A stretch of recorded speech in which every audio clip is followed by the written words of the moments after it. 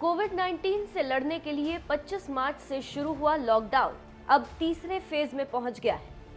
4 मई से लॉकडाउन 3.0 का ऐलान कर दिया गया, जो 17 मई तक चलेगा। लॉकडाउन की वजह से प्रवासी अलग अलग राज्य में फंसे हुए हैं। इनमें श्रमिक, टूरिस्ट, स्टूडेंट, श्रद्धालु आदि शामिल हैं। केंद्र सरकार ने ऐसे लोगों को अब बड़ी राहत दी है। रेलवे स्पेशल ट्रेन चलाकर ऐसे लोगों को उनके गृह राज्यों तक पहुंचाने को कहा गया है। रेलवे ने इसके लिए श्रमिक स्पेशल ट्रेन की शुरुआत की।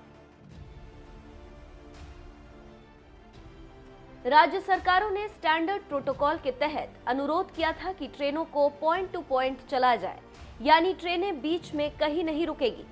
लेकिन इन ट्रेनों के चलने के लिए दोनों राज्य, यानी जहां से प्रवासियों को जाना है और जहां पर पहुंचना है, उनके बीच सहमति जरूरी है।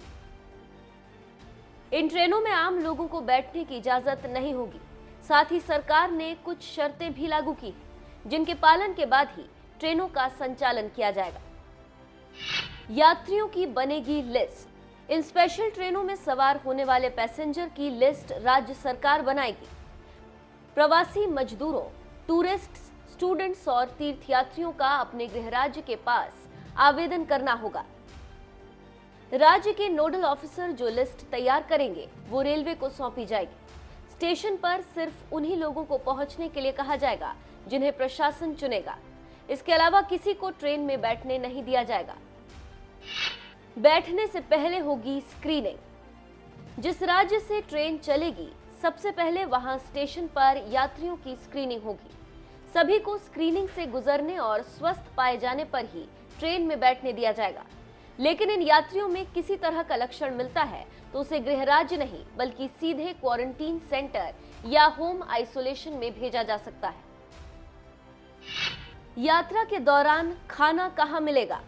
जिस राज्य से ट्रेन चलेगी, वहीं इन प्रवासियों के लिए खाना पानी का इंतजाम करेंगे।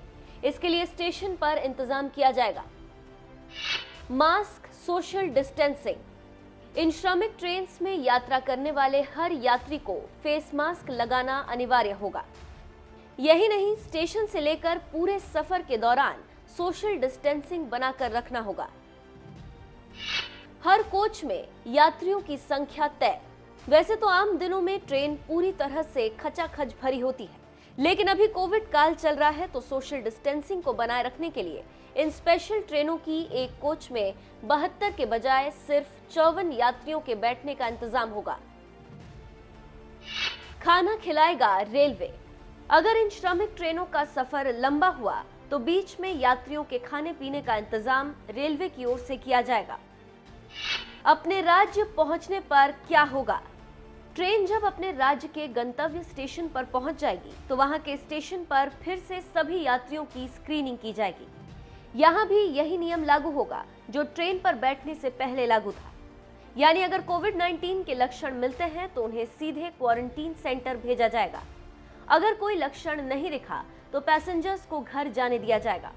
लेकिन घर जाने पर भी उन्हें 14 दिनों तक होम आइसोलेशन में रहना होगा, यानी 14 दिनों तक घर से बाहर आना जाना मना होगा।